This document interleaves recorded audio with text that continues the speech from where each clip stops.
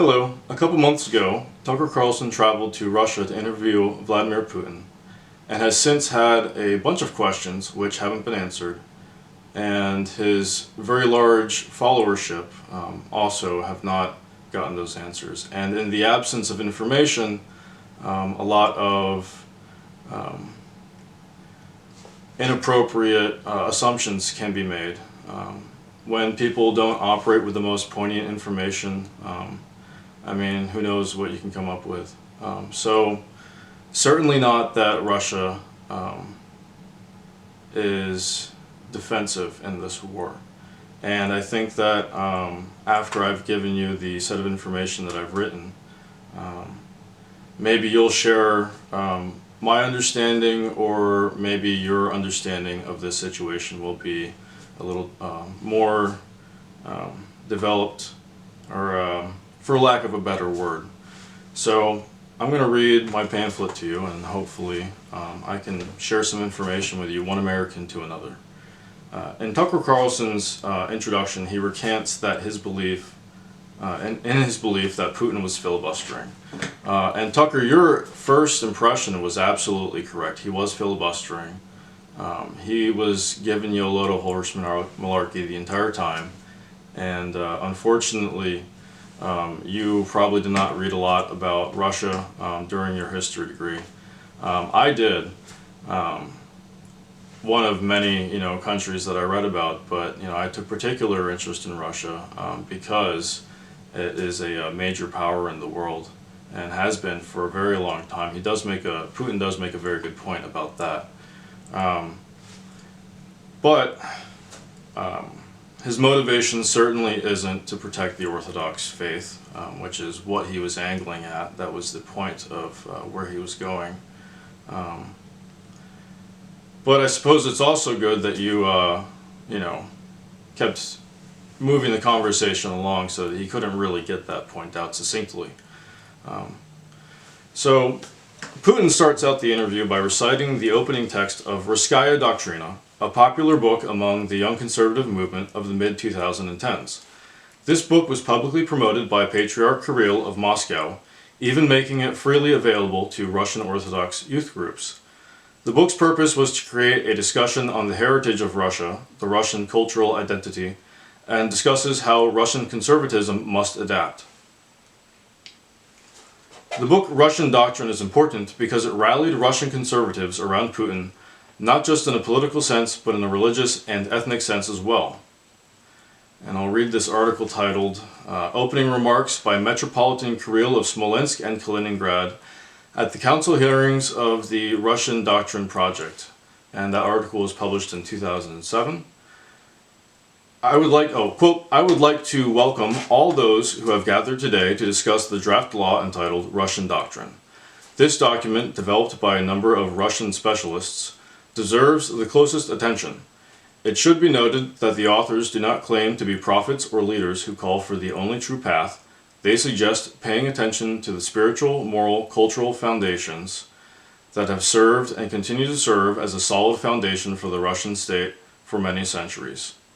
It is evident that the destruction of the foundations will bring about the collapse of the whole edifice called the state. That is why it is also important to realize on what foundations the life of our country rests. Depopulation and population aging call into question the prospects for our country's economic growth. Attempts to solve Russia's demographic problems through migration from abroad will inevitably result in the loss of the self-identification of the indigenous Russian peoples, and are fraught with the threat of irreversible changes in its national and cultural identity. The uncontrolled infiltration of foreign cultural ethnic enclaves into the living fabric of Russian statehood carries the danger of destabilizing the domestic political situation. Russia needs a comprehensive, long-term immigration policy.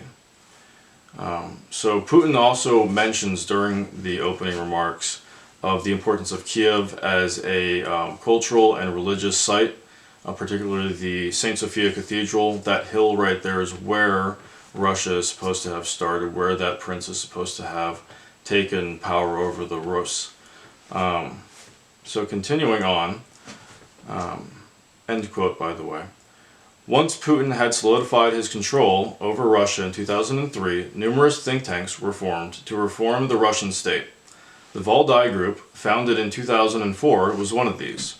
And I'll read a couple of snippets from a pamphlet that they had publicly available called Strategy 21, and that's in Roman numerals. Quote, "Nothing can be changed if we believe that everything will be stolen by bureaucrats, or everything will be frittered away by the drunken populace. Using the word Russian as both a noun and an adjective opens a world of linguistic possibilities. Our country has fully experienced an ideological state, and it would be suicidal to return to a similar political entity. Russia has a culture based on Eastern European language and an art that is an outgrowth of three main traditions, the Antiquity, Byzantium, and Western Europe. At the same time, this country has a political and social culture that is unique, being neither European nor Asian, and is informed by its special history and geography." Another quote, "The West promotes predatory individualism," which is something that I think that you have identified with during that interview, in a couple parts actually, Tucker. So just realize that instilling that idea in people is part of the core strategy of Strategy 21. An entire non-patriotic generation has been, continuing to quote, "An entire non-patriotic generation has been raised who only marginally associate themselves with their country. They do not know its history and are not prepared to build their future here. The sense of community shared with other citizens of the country has been lost." Continuing to quote, "The trauma of the 20th century, with its criminal policy with regard to other ethnic groups, it would suffice to mention persecution and exile of entire nations based on their bloodlines and the division of the country into 15 national republics, which then underpinned their demand for independence, must not be carried over into the 21st century. The Russian national identity must be built based on the principle of common cultural space with bright ethnic additions that serve to enrich the main culture. Third, the need for our citizens to be aware of their place in history. This can't happen without rebuilding a bridge with a 1,000-year-old history of the country and accepting our past, with all of its often tragic and brilliant diversity. In other words, we need to develop a policy of historical memory." And then another very poignant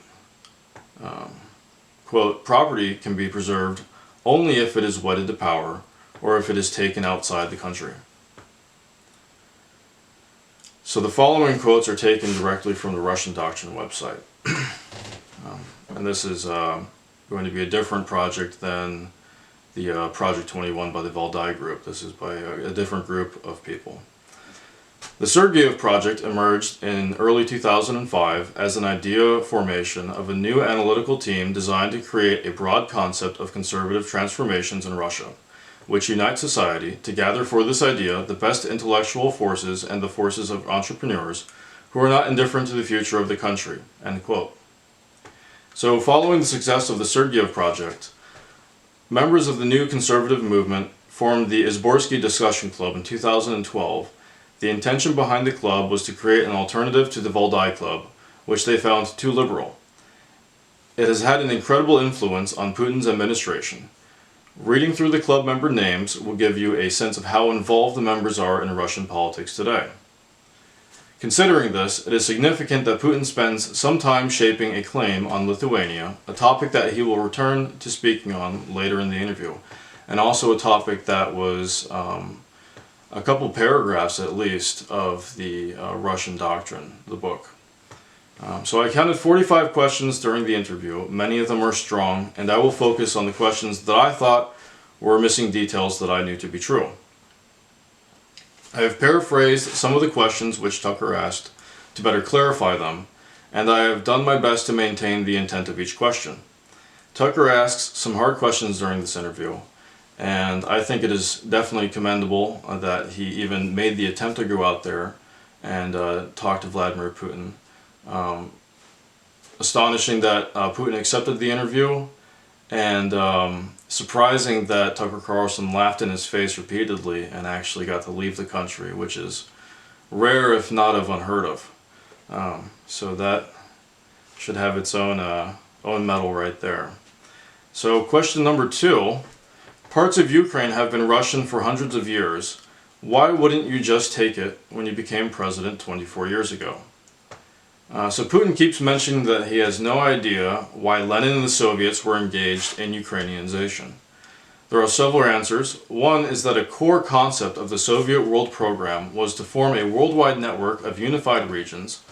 Much of communism is poetry. The Soviets recognized the cultural differences between the people living in Moscow and the rest of the Soviet Union and formed a multitude of states around ethnic boundaries. The book Russian Doctrine goes into detail on the use of the word Russian in its native language and how a wide range of ethnic groups are able to identify as Russian, while the formal use of Russian remains a term that refers only to the European Russians.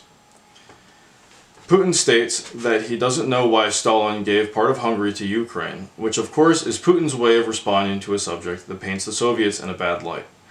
Putin, of course, knows that Hungary had its own industrial capabilities and that Stalin did not want Hungary or any of the Comintern to have independent power. Giving that region to Ukraine deprived Hungary of direct access to metal and coal deposits. Of course, in mentioning this, Putin's goal was to undermine the legitimacy of Ukraine.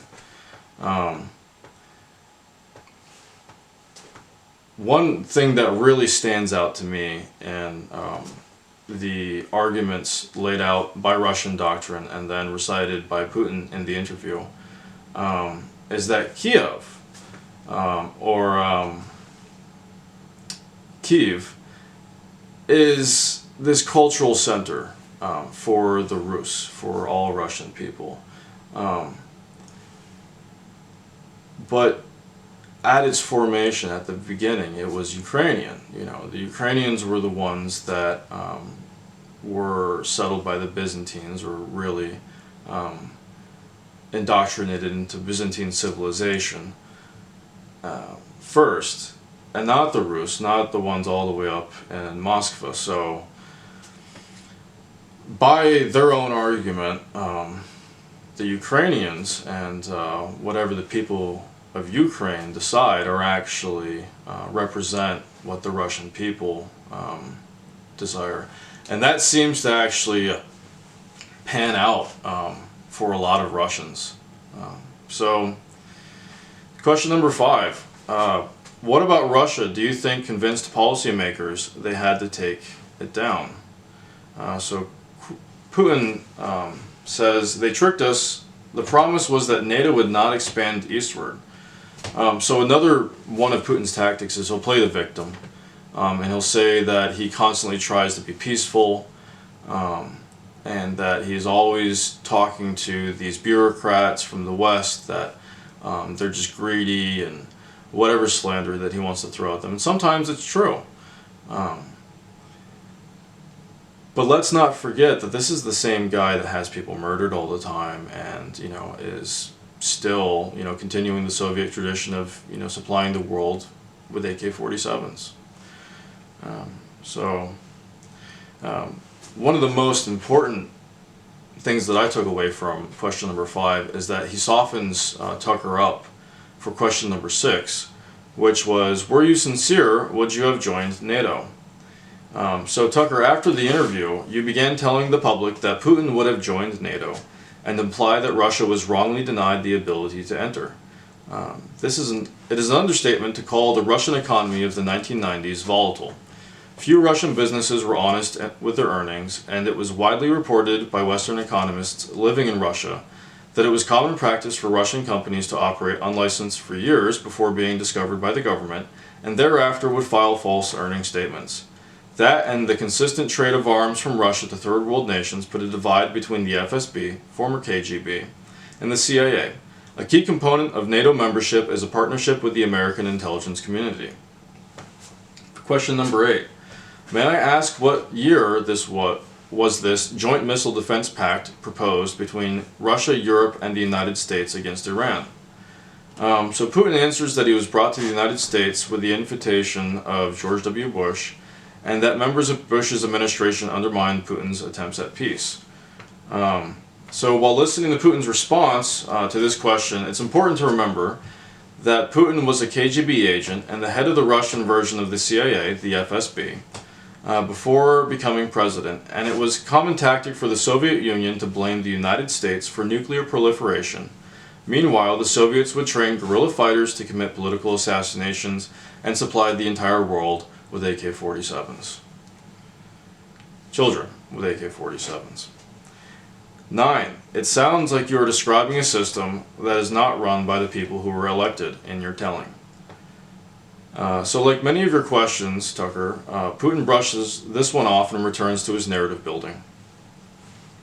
So Putin's complaint about the 5 waves of NATO expansion conveniently leaves out the fears that those countries had about Russia. An example of something that could cause Eastern European countries fear is earlier in the interview when Putin was describing Lithuania as historically Russian territory that was lost to Poland. Putin then begins discussing electoral issues in southeastern Ukraine, particularly Donetsk and Luhansk. These issues were caused by Russia sending their secret services into Ukraine to instruct Russian sympathizers in domestic terrorism. The reason why Putin is so focused on controlling these areas is because of the massive coal mines in Donetsk and Luhansk, and the natural gas in the Azov Sea. The Russian economy has been reliant on that region since the Soviet period, and the 2014 uprising directly threatened Russia's coal and gas industry, which is now majority owned by Rosneft and Gazprom. Rosneft is run by Igor Sechin, a longtime buddy of Putin and also an ex-KGB agent. Gazprom is run by Viktor Zubkova, former Russian prime minister and an old Soviet politician from Leningrad, the city where Putin began his political career. Speaking of his early political career, after Putin was handed control of Russia by Yeltsin, Putin's political mentor Anatoly Sobchak began campaigning against him, calling Putin the new Stalin, and oddly enough, died suddenly of a heart attack in the year 2000 after Putin asked him to go on a special errand. Putin then gracefully mocks the Ukrainian election, despite it being widely known that those elections were compromised by Russians stuffing ballots and Russian militants assaulting people at voting stations. Of course, that is normal practice in Russia. Putin then deflected away from discussing the subject of Russia and Ukraine's economic codependence because he had started to tell you the truth of why Russia is in Ukraine. Economic reasons. Putin goes on to say the armed opposition committed a coup in Kiev. The motivation for the 2014 revolt was that Yanukovych was incredibly corrupt and was gifting Ukraine to Russia like the good old Soviet days. Putin doesn't mention that Yanukovych is alleged to have stolen $1.5 billion in assets before fleeing Ukraine. Question number 10. With the backing of whom? In his answer to this question, Putin discusses the need to occupy Crimea in 2014. So I distinctly remember when the uprising happened. I followed it like I think a lot of other Americans did. And we were hoping for the end to corrupt administrations, which was very clear in a lot of former Soviet bloc countries, despite what those leaders will tell you. And during that, Russia moved in and took Crimea, and at first, they were denying it. Putin was denying it and saying, oh, it's not us. And the Ukrainians were saying, look, there's soldiers and their new, version of green uniform that's the same olive, or, dark green drab that the rest of the Russian army, wore. But it turns out that's their new uniform, that was their new print, and that was Spetsnaz. Because between February 26th and March 1st, Spetsnaz took over the local Crimean government building and 2 airports before the Russian army rolled in with tanks and told the Ukrainian bases in that region to surrender or that they would be shot. Putin says, we could not leave our brothers in faith, in fact, a part of the Russian people, in the face of this war machine. Here's another sign of the influence that the young conservative movement has had on Russian politics. 11. Was there anyone for you to talk to?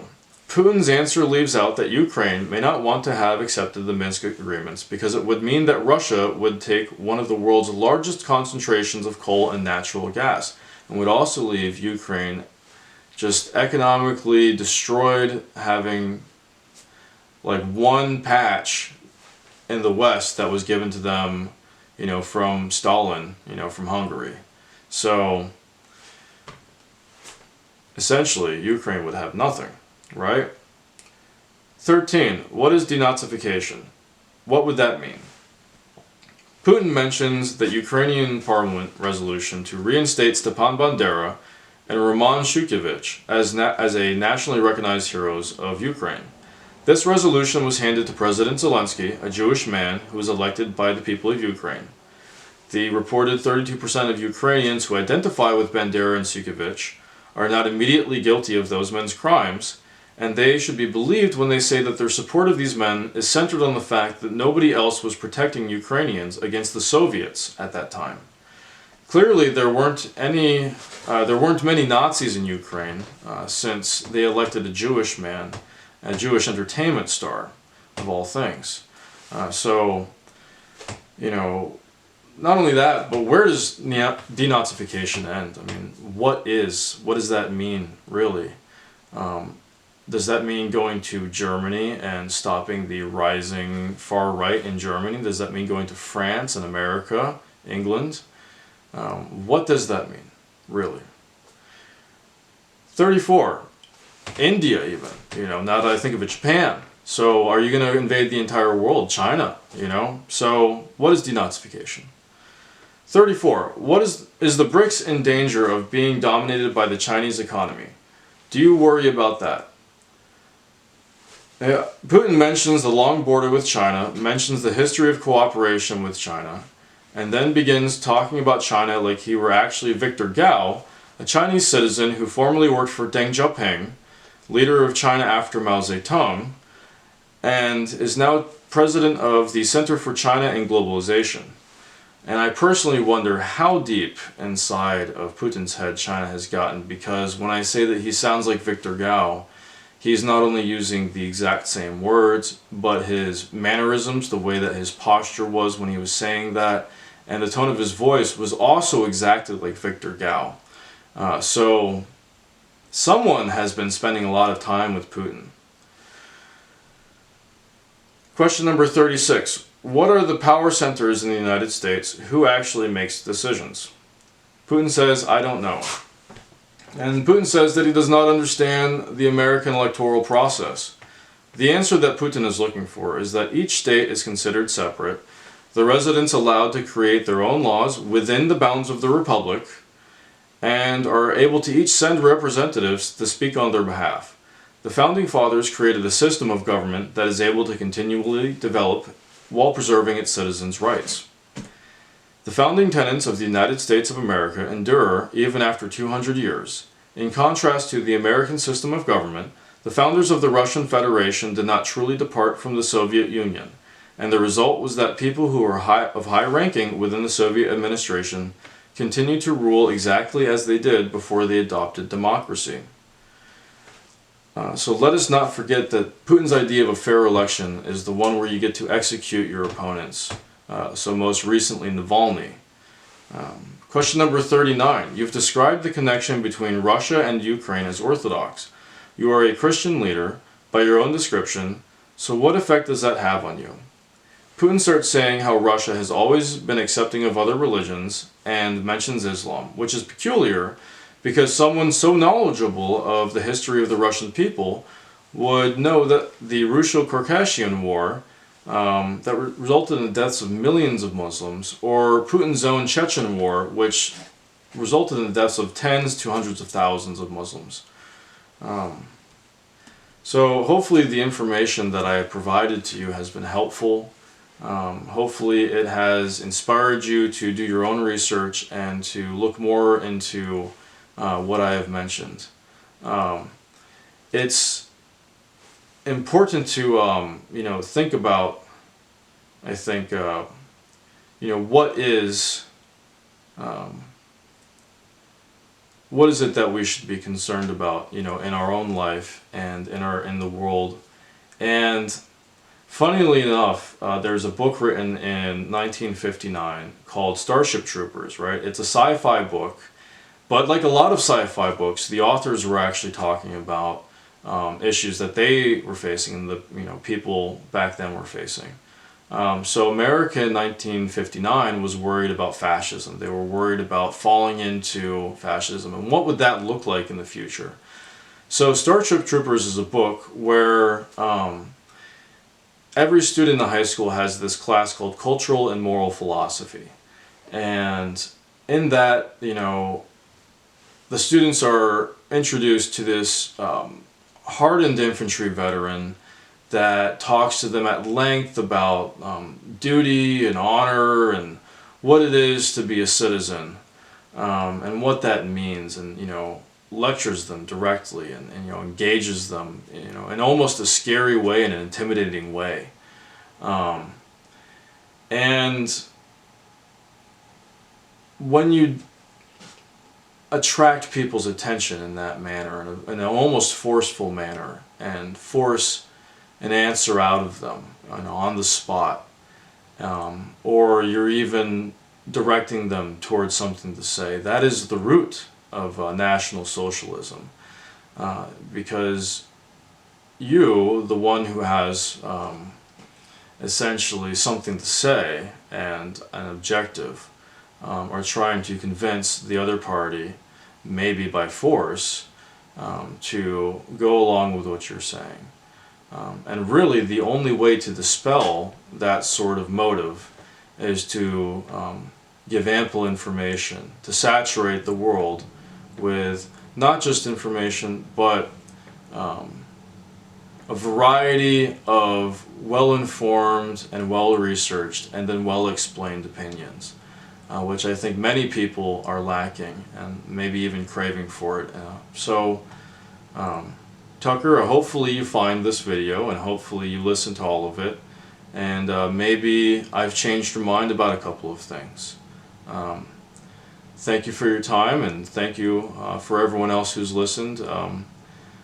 Get back to me and tell me what you think, and tell me if there's something that I've missed and if there's something that I should put some more research into, because certainly I think that I could. Have a good day.